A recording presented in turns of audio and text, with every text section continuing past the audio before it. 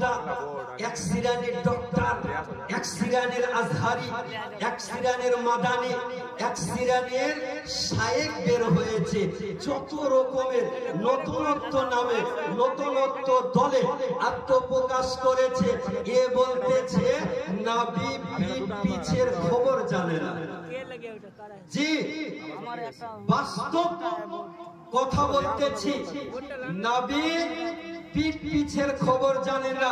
হাদিস শরীফ উঠিয়ে দেখুন, নবী আমার বলেন, ইন্নী আরা মা লা তারাউন ওয়া আসমাউ মা লা তাসমাউন।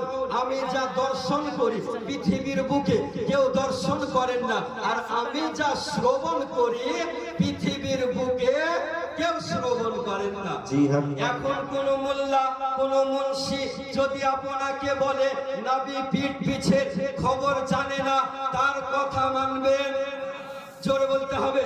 তার বক্তব্য শুনবেন?